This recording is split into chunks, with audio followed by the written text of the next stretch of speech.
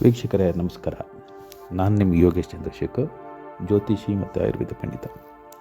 ಇವತ್ತಿನ ದಿನ ಟಾಪಿಕ್ ಏನು ಮಾತಾಡೋದು ಅಂತ ಅಂದರೆ, ಇತ್ತೀಚಿನ ದಿನಗಳಲ್ಲಿ ನಡೀತಾರಂಥ ಡೈವರ್ಸ್ಗಳ ಬಗ್ಗೆ. ನೋಡಿ, ಡೈವರ್ಸ್ಗಳು ತುಂಬ ಜಾಸ್ತಿ ಆಗಿದೆ. ಕಾರಣ ಮನೆಯಲ್ಲಿ ಆಗ್ತಾ ಇರೋಂಥ ಚಿಕ್ಕ ಪುಟ್ಟ ಗಲಾಟೆಗಳಿರ್ಬೋದು. ಅದು ಬಿಟ್ಟು ಚಿಕ್ಕ ಪುಟ್ಟ ಗಲಾಟೆಗಳು ಯಾವ ಥರ ಆಗ್ಬೋದು? ಒಂದು, ಮನೆಯಲ್ಲಿ ಪೆಟ್ಸ್ ಸಾಕೋ ಅಂಥದ್ದು ಇರ್ಬೋದು, ಆ ವಿಚಾರಕ್ಕೆ ಗಲಾಟೆ. ಅಥವಾ ಮನೆಯಲ್ಲಿ ಮಾಡಿರೋ ಅಡುಗೆ ಸರಿ ಇಲ್ಲ ಅನ್ನೋ ಕಾರಣಕ್ಕೆ ಗಲಾಟೆಗಳಾಗಿರ್ಬೋದು. ಇಲ್ಲ ಹೆಂಡ್ತಿ ಕಡೆಯವರು ಬಂದರೆ ಗಂಡನಿಗೆ ಆಗೋದಿಲ್ಲ, ಕಿರಿಕಿರಿ. ಗಂಡನ ಮನೆಗೆ ಬಂದರೆ ಮನೆಗೆ ಹೆಂಡ್ತಿಗೆ ಆಗೋದಿಲ್ಲ, ಕಿರಿಕಿರಿ. ಅವ್ರಿಗೆ ಇವರು ಪ್ರೋತ್ಸಾಹ ಇಲ್ಲ, ಇವ್ರಿಗೆ ಅವರು ಪ್ರೋತ್ಸಾಹ ಇಲ್ಲ. ಇದು ಅಂಡರ್ಸ್ಟ್ಯಾಂಡಿಂಗ್ ಇಶ್ಯೂ ಇತ್ತೀಚಿನ ದಿನಗಳಲ್ಲಿ ಎಲ್ಲ ವರ್ಗದವರಲ್ಲೂ ಕಾಣಿಸ್ತಾ ಇದೆ. ಈಗ ಜೆನ್ಜಿ ಅಂತ ಕರೀತಾರೆ, ಆ ಜನ್ರೇಷನ್ ಅವ್ರದ್ದು ಮ್ಯಾರೇಜ್ ಇರ್ಬೋದು. ಅದ್ರ ಜೊತೆಗೆ ಇವರು ನಮ್ಮ 30-40 ವರ್ಷ ಮೇಲ್ಪಟ್ಟ ವಯಸ್ಕರರು ಇರ್ಬೋದು. ಎಲ್ಲರೂ ಕೂಡ ಮನೆಯಲ್ಲಿ ಅಂಡರ್ಸ್ಟ್ಯಾಂಡಿಂಗ್ ಕೊರತೆ ಜಾಸ್ತಿ ಕಾಣಿಸ್ತಾ ಇದೆ. ಕಾರಣ, ಮೊದಲಿಂದ ಅವರು ಇಂಡಿಪೆಂಡೆಂಟಾಗಿ ಬೆಳೆದು ಬರಬೇಕು. ನಾನು ಇಂಡಿಪೆಂಡೆಂಟಾಗಿರಬೇಕು, ನಾನು ಈ ಕಂಪ್ನಿನಲ್ಲಿ ಕೆಲಸ ಮಾಡ್ತಾಯಿದ್ದೀನಿ, ಇದರಲ್ಲಿ ಇಷ್ಟು ಸಂಬಳ ನನಗೆ ಸಿಗ್ತಾ ಇದೆ, ನಾನು ಇಂಡಿಪೆಂಡೆಂಟಾಗಿ ಬೆಳಿತೀನಿ, ಮನೆಯಲ್ಲಿ ನನಗೆ ಸ್ವತಂತ್ರವಾಗಿ ಸಿಗಬೇಕು, ಮಾಡರ್ನ್ ಅಂತ ಅಂದ್ಕೊಂಡು ವೆಸ್ಟರ್ನ್ ಕಲ್ಚರ್ನ ಅಡಾಪ್ಟ್ ಮಾಡ್ಕೋದಕ್ಕೆ ತುಂಬ ಪ್ರಯತ್ನ ಮಾಡಿದ್ದಾರೆ ನಮ್ಮ ದೇಶದ ಕೆಲವೊಬ್ಬರು. ಅದರಲ್ಲಿ ಒಂದು 10% ಅಂತ ತಗೊಳ್ಳಿ, ಕೆಲವೊಬ್ಬರು ಅಂದರೆ 10% ಇಂಡಿಯಾದಲ್ಲಿ. Irrespective of gender, irrespective of caste category, irrespective of education. ಇದರಲ್ಲಿ ಇವರು ಮಾಡರ್ನ್ ಥಿಂಕಿಂಗ್ ಅಂದ್ಕೊಂಡು ಅವರು ಬೆಳೆದು ಬಂದಿರೋ ವಾತಾವರಣವೂ ಆಗಿರುತ್ತೆ. ತಂದೆ ತಾಯಿನೂ ಕೂಡ ಮಾಡರ್ನಾಗಿ ಬೆಳೆಸಬೇಕು, ಎಜುಕೇಷನ್ ಕೊಡಿಸ್ಬೇಕು ಅಂದ್ಕೊಂಡು ಅವ್ರ ಫ್ರೀಡಮ್ನ ಬಿಟ್ಟು, ಆ ಫ್ರೀಡಮ್ಮು ಇವತ್ತಿನ ದಿನ ಅವ್ರ ಬಾಳಿಗೆನೇ ಮುಳ್ಳಾಗ್ತಾ ಇದೆ. ಅದು ಕಾರಣ, ಹೆತ್ತ ತಂದೆ ತಾಯಿಗಳು ಕೂಡ, ಪೇರೆಂಟ್ಸ್ಗಳು ಕೂಡ ಒಂದು ರೀತಿಯಲ್ಲಿ ರೆಸ್ಪಾನ್ಸಿಬಲ್ ಆಗಿರ್ತಾರೆ. ಇದಕ್ಕೆಲ್ಲ ಕಾರಣ ಅವರು ಕೂಡ ಆಗಿದ್ದಾರೆ. ಅದರಲ್ಲಿ ಇನ್ನು ಮಿಕ್ಕಿದ ಪರ್ಸೆಂಟು ತನ್ನ ಸ್ನೇಹಿತರಾಗಿರ್ಬೋದು, ಹೋಗ್ತಾ ಇರೋಂಥ ಕೆಲಸವಾಗಿರ್ಬೋದು, ಅಟ್ಮಾಸ್ಫಿಯರ್ ಆಗಿರ್ಬೋದು, ಅಥವಾ ಅಲ್ಲಿ ದಿನನಿತ್ಯ ಅವರು ಇಟ್ಕೊಂಡಿರೋ ಹಾಬೀಸ್ಗಳಾಗಿರ್ಬೋದು. ಹಾಬೀಸ್ ಅಂದರೆ ಏನಪ್ಪ? ಹಾಬೀಸ್ ಅಂದರೆ ಎಲ್ಲೋ ಒಂದು ಗೆಟ್ ಟುಗೆದರ್ ಹೋಗ್ಬೋದು, ಕಿಟ್ಟಿ ಪಾರ್ಟಿ ಹೋಗ್ಬೋದು, ಅಥವಾ ಪ್ರತಿನಿತ್ಯ ಫ್ರೆಂಡ್ಸ್ಗಳ ಜೊತೆ ಬೆರೆಯೋಂಥರಾಗಿರ್ಬೋದು. ಆಮೇಲೆ OTTನಲ್ಲಿ ವೆಬ್ ಸೀರೀಸ್ ನೋಡೋರು ಆಗಿರ್ಬೋದು. ಇದೆಲ್ಲ ಅವ್ರಿಗೆ ಕೆಟ್ಟ ಅಭ್ಯಾಸನೋ ದುರಭ್ಯಾಸನೋ ಒಳ್ಳೆಯ ಅಭ್ಯಾಸನೋ. OTTನಲ್ಲಿ ಒಳ್ಳೆ ಕಂಟೆಂಟು ಬರುತ್ತೆ, ಕೆಟ್ಟ ಕಂಟೆಂಟು ಬರುತ್ತೆ. ಇಟ್ಸ್ ಡಿಪೆಂಡ್ಸ್ ಆನ್ ಒಬ್ಬೊಬ್ಬರು ಯಾವುದನ್ನು ಇಷ್ಟಪಡ್ತಾರೆ ಅಂತ. ಇತ್ತೀಚಿನ ದಿನಗಳಲ್ಲಿ ಎಲ್ಲರಿಗೂ ಮೊಬೈಲಲ್ಲಿ ಆ್ಯಕ್ಸಸ್ ಇರೋದ್ರಿಂದ ಎಲ್ಲರೂ ಎಲ್ಲ ಥರ ಕಂಟೆಂಟ್ನ ನೋಡ್ತಾರೆ. ಅದ್ರ ಬಗ್ಗೆ ಅವರು ಕೂಡ ರಿಸರ್ಚ್ ಮಾಡ್ಕೊತಾರೆ. ಬಟ್ ಅವ್ರಿಗೆ ಬೇಕಾಗಿರೋದನ್ನು ತೊಗೊಳ್ಳೋಲ್ಲ, ಬೇಡದೇ ಹೋಗಿರೋದನ್ನೇ ತೊಗೊಳ್ಳೋದು. ಹಾಗಾಗಿ ಇದನ್ನು ಬೇಡದೇ ಹೋಗಿರೋದನ್ನು ತಲೆಯಲ್ಲಿ ತುಂಬಿಕೊಂಡು ಹೋಗ್ತಾನೇ ಇದ್ದಾರೆ ಜನತೆ. ಈ ಕಾರಣದಿಂದಾಗಿ ವೆಬ್ ಸೀರೀಸ್ನಲ್ಲಿ ತೋರಿಸ್ತಾ ಇರೋಂಥ ಅಶ್ಲೀಲ ಭಾಷೆವಾಗಿರ್ಬೋದು, ಮಾತಾಡೋ ಭಾಷೆ ಆಗಿರ್ಬೋದು, ಅಲ್ಲಿ ನಡೀತಾ ಇರೋಂತಹ ವೆಸ್ಟರ್ನ್ ಅಡಾಪ್ಟಿಂಗ್ ಏನಿದೆ, ವೆಸ್ಟರ್ನ್ ಕಲ್ಚರು, ಅದನ್ನು ಕೂಡ ಅಡಾಪ್ಟ್ ಮಾಡ್ಕೊಳ್ಳೋದಕ್ಕೆ ಪ್ರಯತ್ನ ಮಾಡ್ತಾರೆ. ಅವರಿಗೆ ಈ ಯಾರೇ ಮನುಷ್ಯರಾಗಲೂ ರಿಲಿಜಿಯಸ್ನ ಫಾಲೋ ಮಾಡಬೇಕು ಅನ್ನೋದು ಅವ್ರ ತಲೆಯಲ್ಲಿ ಇತ್ತೀಚಿನ ದಿನಗಳಲ್ಲಿ ಯಾರ ತಲೆಯಲ್ಲೂ ರಿಲೀಜಿಯಸ್ ಮನೋಭಾವನೆ ಇಲ್ಲ.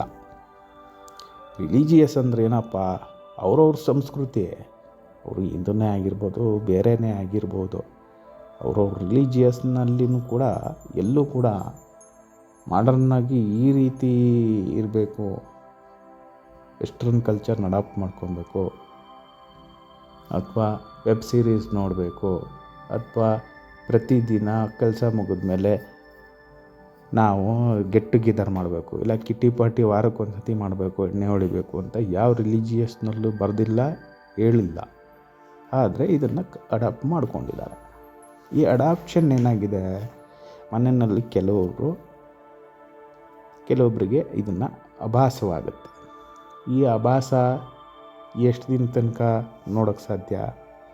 ಈ ಮಾತಿನ ಚಿಕ್ಕಮಿಕ್ಕಿ ಬೆಳೆದು ನಿರಂತರವಾಗಿ ಬೆಳೆಯುತ್ತೆ. ಅದರಲ್ಲಿ ತಪ್ಪಿ ಏನಾದರೂ ಮಕ್ಕಳಾಗಿದ್ದರೆ ಈ ದುರಭ್ಯಾಸನ ಅವರು ಕೂಡ ಕಲ್ತ್ಕೊಂಡಿರ್ತಾರೆ. ಅದನ್ನು ಅವರು ಕೂಡ ಕ್ಯಾರಿ ಫಾರ್ವರ್ಡ್ ಮಾಡ್ತಾರೆ.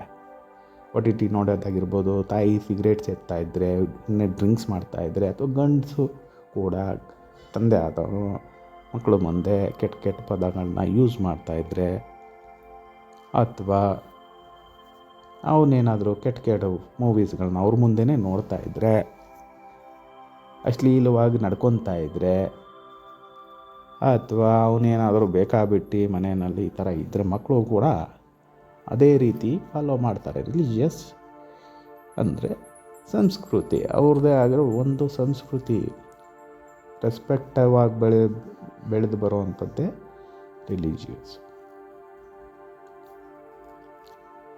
ಸಮಾಜದಲ್ಲಿ ಡಿಗ್ನಿಟಿ, ರೆಸ್ಪೆಕ್ಟ್ನ ಉಳಿಸ್ಕೊಂಡು ಹೋಗೋದೇ ಒಂದು ರಿಲಿಜಿಯಸ್ ಅಂತ ನಾನು ಹೇಳ್ತೀನಿ. ಆದರೆ ಇತ್ತೀಚಿನ ದಿನಗಳಲ್ಲಿ ಅದು ಕಾಣಿಸ್ತಾ ಇಲ್ಲ. ಹಾಗಾಗಿ ನಾನು ಹೇಳೋದೇನೆಂದರೆ, ನಿಮಗೆ ಯಾವುದು ಒಳ್ಳೆಯದನ್ನಿಸುತ್ತೆ ಅದನ್ನು ಮಾತ್ರ ನೀವು ತಗೊಳ್ಳಿ. ತುಂಬ ಜನ ಇಲ್ಲಿ ಭಾಷಣ ಬಿಗಿಯೋರು ತುಂಬ ಜನ ನಿಮಗೆ ಸಿಗ್ತಾರೆ ಯೂಟ್ಯೂಬಲ್ಲಿ. ಅದನ್ನು ಕೂಡ ನೀವು ನೋಡ್ಬೋದು. ನಿಮಗೆ ಯಾವ್ದು ಬೇಕು ನೀವು ಆರಿಸ್ಕೋಬೋದು. ಇದು ನಾನಿವತ್ತೇನಕ್ಕೆ ಇದನ್ನು ಮಾಡಿದೆ ಅಂದರೆ, ಪ್ರತಿನಿತ್ಯ ನಾವು TV ಆನ್ ಮಾಡಿದ್ರೆ ನಾವು ನೋಡ್ಬೋದಾಗಿದೆ. ಡೈವರ್ಸ್ ಆಗ್ತಾಯಿದೆ, ಗಂಡನ್ನ ಕೊಲೆ ಮಾಡಿದರು, ಡ್ರಮ್ಮಲ್ಲಿ ಹಾಕಿ ಕೊಲೆ ಮಾಡಿದರು, ಅಥವಾ ಇನ್ನೆಲ್ಲೋ ಬೆಟ್ಟದಿಂದ ತಳ್ಳಿ ಕೊಲೆ ಮಾಡೋದಕ್ಕೆ ಪ್ರಯತ್ನ ಪಟ್ಟರು, ಅಥವಾ ಕೊಲೆ ಮಾಡಿದರು, ನಿದ್ದೆನಲ್ಲಿ ಕೊಲೆ ಮಾಡಿದರು, ಹೆಣ್ಣಿಗೂ ಶೋಷಣೆ ಮಾಡಿದರು. ಈ ರೀತಿ ನಡೀತಾ ಇರೋದು ಕಾರಣ ಕಲಿಯುಗದ ಅಪರಿಮಿತ ವಿಧಿಗೆ ಬಂದಿದೆ. ಅಂದರೆ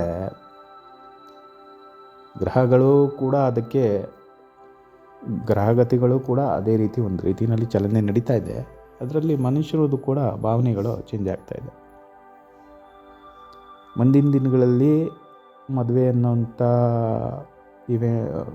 ಕಾನ್ಸೆಪ್ಟ್ಸ್ಗಳು ಎಲ್ಲೂ ಕಾಣಸಿಗೋದಿಲ್ಲ. ಮತ್ತು ಯಾರು ಮಕ್ಕಳು ಮಾಡಿಕೊಂಡು ಅವುಗಳಿಗೆ ರೆಸ್ಪಾನ್ಸಿಬಿಲಿಟಿನ ತಂದೆ ತಾಯಿಗಳು ಹೊತ್ಕೊಳ್ಳೋಕೆ ರೆಡಿ ಇಲ್ಲ. ಈ ಜೆನ್ಸಿಗಳು ಕೂಡ ಹೀಗೆ ಇದ್ದಾರೆ. ಇತ್ತೀಚಿನ ದಿನಗಳಲ್ಲಿ ಅವರಿಗೆ ರೆಸ್ಪಾನ್ಸಿಬಿಲಿಟಿ ಬೇಕಾಗಿಲ್ಲ. ಕೆಲಸದಲ್ಲಿ ಹೊರೆ ಜಾಸ್ತಿ ಆದರೆ ಕೆಲಸ ಬಿಟ್ಬಿಡೋದು, ಅಥವಾ ಮನೆಯಲ್ಲಿ ಏನಾದರೂ ಒಂದು ಮಾತು ಹೇಳಿದ್ರೆ ಮನೆ ಬಿಟ್ಟು ಓಡೋಗ್ಬಿಡೋದು. ಹೀಗೆ ಅವರ ಮನೋಭಾವನೆಗಳು ಬೆಳೆದ್ಕೊಂಡು ನಿಂತ್ಕೊಂಡಿದೆ. ಇದು ಫ್ರೀಡಮ್ ಅಂತಾರೆ ಅವ್ರಿಗೇನೆಂದರೆ, ಇದನ್ನೆಲ್ಲ ಮಾಡರ್ನ್ ಥಿಂಕಿಂಗು, ಮಾಡರ್ನ್ ಆಗಿರೋದು ಅಂತಾರೆ. ಅದ್ರ ಮೇಲ್ಗಡೆ ಇತ್ತೀಚಿನ ದಿನಗಳಲ್ಲಿ ಲಿವಿಂಗ್ ರಿಲೇಷನ್ಶಿಪ್ ಮೊದಲಿಂದನೂ ಇತ್ತು. ಅದ್ರ ಜೊತೆಗೆ ಈಗೇನಾಗಿದೆ ಅಂದರೆ, ಅದ್ರ ಜೊತೆಗೆ ಇನ್ನೊಂದು ಕಾನ್ಸೆಪ್ಟ್ ಏನಪ್ಪ ಅಂದರೆ, open marriage culture. Open marriage culture ಅಂದರೆ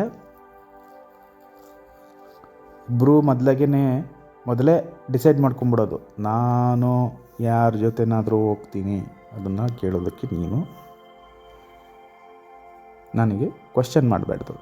ಅಂತ ಇಬ್ಬರು ಕೂಡ ಕಂಡೀಷನ್ ಹಾಕ್ಕೊಂಡು ಮ್ಯಾರೇಜ್ ಆಗೋದು. ಇದು ಮ್ಯಾರೇಜ್ ಅಂತ ನಮ್ಮಲ್ಲಿ ಏನಂತಾರೆ, ಇದನ್ನು ಮ್ಯಾರೇಜ್ ಅಂತಾರ? Open marriage. ಅವ್ರಿಗೆ modern thinking, open marriage culture ಇತ್ತೀಚಿನ ದಿನಗಳಲ್ಲಿ ನಡೀತಾ ಇರೋದು ಹೊಸ ಟ್ರೆಂಡು. ಇದು ನಮ್ಮ ಇಂಡಿಯನ್ ಕಾನ್ಸ್ಟಿಟ್ಯೂಷನಲ್ಲಿ ಒಪ್ಪಿಗೆ ಇಲ್ಲ. ಕಾನ್ಸ್ಟಿಟ್ಯೂಷನಲ್ಲಿ ಇದರಲ್ಲೇ ಕೋರ್ಟಲ್ಲೇ ಒಪ್ಪಿಗೆ ಇಲ್ಲ.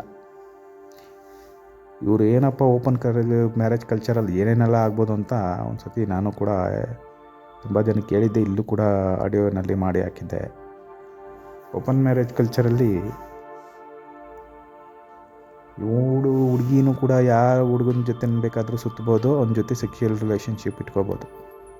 ಹುಡುಗನೂ ಕೂಡ ಯಾರ ಜೊತೆನಾದ್ರೂ ಸುತ್ತಬೋದು, ಯಾರ ಜೊತೆ ಬೇಕಾದರೂ, ಯಾವ ಹುಡುಗಿ ಜೊತೆನಲ್ಲಿ ಬೇಕಾದರೂ ಸೆಕ್ಸುವಲ್ ರಿಲೇಷನ್ಶಿಪ್ ಇಟ್ಕೋಬೇಕು. ಓಪನ್ನಾಗಿ ಅಫೇರ್ ಇಟ್ಕೊಳ್ಳೋ ಅಂತ ಇದು. ಇದರಲ್ಲಿ ಗಂಡಿಗೆ ಅಕಸ್ಮಾತು ಅವನಿಗೆ ಯಾರೂ ಹುಡುಗಿ ಸಿಕ್ಕಿಲ್ಲ, ಯಾರೂ ಅಫೇರ್ಗಳ ಸಿಕ್ಕಿಲ್ಲ, ಯಾರೂ ಕೂಡ ಆ ಥರ ಓಪನ್ ಮ್ಯಾರೇಜಲ್ಲಿ ಅವ್ನಿಗೆ ಬೇರೆ ಕಡೆ ಎಲ್ಲೂ ಪೇರ್ ಸಿಕ್ಕಲಿಲ್ಲ ಅಂದರೆ ಇವನು ಹುಡುಗಿಗೆಲ್ಲಾದರೂ ಯಾರಾದರೂ ಒಬ್ಬ ಹುಕ್ಕಾಕಿ ಆಗ್ತಾನೆ. ಇವನು ಆಗೇನು ಮಾಡ್ತಾನೆ, ಇವನಿಗೆ ಜಲಸಿ ಫೀಲ್ ಆಗುತ್ತೆ ಗಂಡ ಅನ್ನಿಸ್ಕೊಂಡವನಿಗೆ. ಕೊನೆಗೆ ಮತ್ತೆ ಮನೆಯಲ್ಲಿ ಗಲಾಟೆ ಆಗುತ್ತೆ. ಅದು ಮರ್ಡರ್ಗೂ ತಿರುಗ್ಬೋದು, ಮತ್ತು ಡೈವರ್ಸಿಗೂ ತಿರುಗ್ಬೋದು. ಆಗ ಮತ್ತೆ ಈ ಏನು ಓಪನ್ ಮ್ಯಾರೇಜ್ ಕಲ್ಚರಲ್ಲಿ ಇರ್ತಾರೆ ಅವರಿಗೆ ಡೈವರ್ಸಿಂದು ಕೊಡೋಕ್ಕೆ ಬರೋದೇ ಇಲ್ಲ.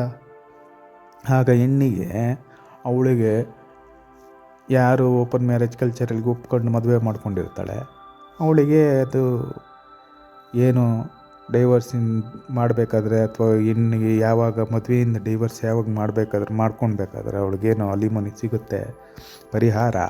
ಆ ಪರಿಹಾರ ಗಂಡನಿಂದ ಎಕ್ಸ್ಪೆಕ್ಟ್ ಮಾಡೋಕ್ಕಾಗೋದಿಲ್ಲ. ಈ ಕಾನ್ಸ್ಟಿಟ್ಯೂಷನಲ್ಲಿ ಇಲ್ಲಕ್ಕೆ ಇಲ್ಲ. ಮತ್ತು ಇಬ್ಬರದ್ದು ಟೈಮ್ ವೇಸ್ಟ್ ಆಗುತ್ತೆ. ಎಷ್ಟೋ ವರ್ಷಗಳ ಕಾಲ ಜೊತೆಯಲ್ಲಿರ್ತಾರೆ, ಮತ್ತು ಬೇರೆ ಮ್ಯಾರೇಜ್ ಮಾಡ್ಕೊಳ್ಳೋದಕ್ಕೆ ಹೇಗೆ ಸಾಧ್ಯ? ಮಾಡಿಕೊಂಡ್ರೆ ಇವ್ರ ಮನಸ್ಥಿತಿನೇ ಕೆಟ್ಟೋಗಿರುತ್ತೆ. ಒಂದೇ ಮನೋಭಾವನೆ ಇರೋದಿಲ್ಲ ಇವರಿಗೆ. ಇದನ್ನೆಲ್ಲ ಅನುಭವಿಸಿ ಬಂದಾದಮೇಲೆ ಪ್ರತಿಯೊಬ್ಬರು ನೋಡಿದ್ರೂ ಅದೇ ದೃಷ್ಟಿಯಿಂದ ನೋಡ್ತಾರೆ. ಹಾಗಾಗಿ ಆ ಮ್ಯಾರೇಜ್ ಕೂಡ ಸ್ಪಾಯ್ಲ್ ಆಗುತ್ತೆ. ಇದು ನಡೀತಾ ಇದೆ, ಪ್ರಸ್ತುತ ನಡೀತಾ ಇರೋವಂತಹ ವರ್ತಮಾನದಲ್ಲಿ ನಡೀತಾ ಇರೋವಂಥ ಘಟನೆಗಳು ಇದು. ಹಾಗಾಗಿ ವೀಕ್ಷಕರಲ್ಲಿ ನಾನು ಹೇಳೋದೇನೆಂದರೆ, ಗ್ರಹಗತಿಗಳು ನಡೀತಾ ಇದೆ. ಅದ್ರ ತಕ್ಕನಾಗೆ ನಮ್ಮ ರಿಲಿಜಿಯನ್ ಅಂದರೆ ಮೊದಲಿಂದ ಏನು ಬೆಳೆದುಕೊಂಡು ಬಂದಿದೆ ಅದನ್ನು ಉಳಿಸ್ಕೊಳ್ಳೋದಕ್ಕೆ ಪ್ರಯತ್ನ ಮಾಡಿ. ನಿಮ್ಮತನವನ್ನು, ಮನುಷ್ಯತ್ವವನ್ನು ಉಳಿಸ್ಕೊಳ್ಳೋದಕ್ಕೆ ಪ್ರಯತ್ನ ಮಾಡಿ. ಇಷ್ಟನ್ನು ಬಯಸ್ಬೋದು. ಮುಂದಿನ ದಿನಗಳಲ್ಲಿ ಜಾಬ್ ಸಿಗೋದು ಕಷ್ಟ ಆಗ್ಬೋದು. ಆಯ್ತಾ? ಪಾಪ್ಯುಲೇಷನ್ ಇರೋದಕ್ಕೆ ಈಗ ನಡೀತಾ ಇರೋದು ವರ್ತಮಾನದಲ್ಲಿ ನಡೀತಾ ಇರೋಂತಹ ದೇಶಗಳು, ಅದರಲ್ಲೂ ಅಮೇರಿಕಾ ಅಂತ ದೊಡ್ಡ ದೇಶಗಳು ಕೂಡ ಜಾಬ್ ಕಟ್ ಮಾಡೋದಕ್ಕೆ ಇಂಡಿಯಾಗೆ ಜಾಬ್ ಕೊಡಬೇಡಿ ಅಂತಲೂ ಕೂಡ ಹೇಳ್ಬಿಟ್ಟಿದ್ದಾರೆ. ಅದರಲ್ಲಿ ತುಂಬ ದೇಶಗಳು ಸೇರಿಕೊಳ್ಳುತ್ತೆ. ಆ ಥರ ಏನಾದರೂ ಆದರೆ ಇಂಡಿಯನ್ಸ್ಗೆ ಜಾಬ್ ಇರೋದಿಲ್ಲ. ಆಗೇನು ಮಾಡ್ತಾರೆ? ಕಷ್ಟವಾಗುತ್ತೆ. ಸೊ ಈ ಓಪನ್ ಮ್ಯಾರೇಜ್ ಜೊತೆ ಇನ್ನು ಮುಂದಕ್ಕೆ ಕಾಂಟ್ರ್ಯಾಕ್ಟ್ ಮ್ಯಾರೇಜು ಕೂಡ ಬರೋವಂಥ ಚಾನ್ಸಸ್ ಇರುತ್ತೆ. ಕಾಂಟ್ರ್ಯಾಕ್ಟ್ ಮ್ಯಾರೇಜ್ ಅಂದ್ರೇನು? ಮೊದಲಿಗೆ ಒಪ್ಪಿಗೆ ಮಾಡ್ಕೊಂಬಿಡೋದು, ಸೈನ್ ಹಾಕೋದು, ಇಬ್ಬರು ಸೈನ್ ಹಾಕೋದು. ನೀನು ಮದುವೆ ಆಗಬೇಕಾದ್ರೆ ಇಷ್ಟು ಕೊಟ್ಟಿದ್ದೆ, ಇಷ್ಟು ತೊಗೊಂಡಿದ್ದೆ, ಇಷ್ಟು ಇದೆ, ಈ ರೀತಿನೇ ಇರ್ತೀನಿ ಅಂತ ಒಂದು ಲೀಗಲಾಗಿ ಮ್ಯೂಚುವಲ್ MOU ಅಂತ ಏನು ಬಿಸ್ನೆಸ್ಸಲ್ಲಿ ನಾವು ಮಾಡ್ತೀವಿ ಅದೇ ರೀತಿ MOU ಅಗ್ರಿಮೆಂಟ್ನ ಲಾಯರ್ ಮುಖಾಂತರ ಮಾಡಿಕೊಂಡು ಇಬ್ಬರೂ ಕೂಡ ವಧುವರರು ಸೈನ್ ಹಾಕಿ ಮದುವೆ ಮಾಡ್ಕೊಳ್ಳೋವಂಥದ್ದು. ಇನ್ ಕೇಸ್ ಆಫ್ ಏನಾದರೂ ಡಿಸ್ಪ್ಯೂಟ್ ಆದರೆ ಅದರಲ್ಲಿರೋ ಕ್ಲಾಸಸ್ಗಳು ಅಪ್ಲಿಕೇಬಲ್ ಆಗುತ್ತೆ. ಇವನೇನಾದರೂ ಅದರಲ್ಲಿ ಕ್ಲಾಸಸ್ಸಲ್ಲಿ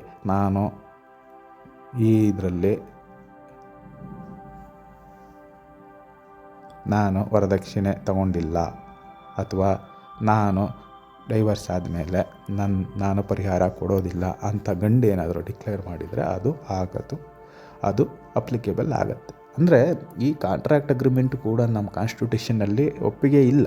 ಬೇರೆ ದೇಶಗಳಲ್ಲಿ ಇದೆ, US ಅಲ್ಲಿ ಇದೆ. ಹಾಗಾಗಿ ಮುಂದಿನ ದಿನಗಳಲ್ಲಿ ಕಾಂಟ್ರಾಕ್ಟ್ ಮ್ಯಾರೇಜ್ ಬರೋ ಸಾಧ್ಯತೆ ತುಂಬಾ ಇದೆ. ಓಪನ್ ಮ್ಯಾರೇಜ್ ಆಲ್ರೆಡಿ ನಡೀತಾ ಇದೆ. ಲಿವಿಂಗ್ ರಿಲೇಷನ್ಶಿಪ್ ತುಂಬ ವರ್ಷಗಳಿಂದ ಇದೆ. ಹಾಗಾಗಿ ನೀವು ಮದುವೆ ಮಾಡ್ಕೊಳ್ಳೋದಕ್ಕಿಂತ ಮುಂಚೆ ಯೋಚನೆ ಮಾಡಿ, ಕೂಲಂಕುಷವಾಗಿ ಮಾತಾಡಿ, ಒಟ್ಟಿಗೆ ಒಬ್ರನ್ನೊಬ್ರು ಮೀಟ್ ಮಾಡಿ ಮಾತಾಡಿ. ಆನ್ಲೈನಲ್ಲಿ ಮೀಟ್ ಮಾಡಿದೆ ಗೊತ್ತಾಗೋದಿಲ್ಲ, ಅವ್ರ ಬಗ್ಗೆ ನಿಮಗೆ ಗೊತ್ತಾಗಲ್ಲ, ನಿಮಗೆ ಅವ್ರ ಬಗ್ಗೆ ಗೊತ್ತಾಗೋದಿಲ್ಲ. ಯಾರಿಗೆ ಗೊತ್ತು, ನಿಮಗೆ ಫೇಕ್ ಮಾಡ್ತಾ ಇರ್ಬೋದು. ತಿಂತಿನ ದಿನಗಳಲ್ಲಿ ಆನ್ಲೈನಲ್ಲಿ ಸಿಕ್ಕೋದೆಲ್ಲ ಫೇಕೆ. ನೀವು ಅದನ್ನು ನಂಬಿಕೊಂಡು ನಿಮ್ಮ ಜೀವನನ ಹಾಳು ಮಾಡ್ಕೋಬೇಡಿ. ಮತ್ತು ನಾವು ಕೂಡ ಜ್ಯೋತಿಷಿಯಾಗಿ ನಿಮಗೆ ಅಕಸ್ಮಾತ್ ಜಾತಕ ನೋಡಬೇಕು ಅನಿಸಿದ್ರೆ, ಮ್ಯಾರೇಜ್ ಹೋರೋಸ್ಕೋಪ್ ಚೆಕ್ ಮಾಡಿಸ್ಬೇಕು ಅನಿಸಿದ್ರೆ ನೀವು ನಮ್ಮನ್ನು ಸಂಪರ್ಕಿಸ್ಬೇಕು.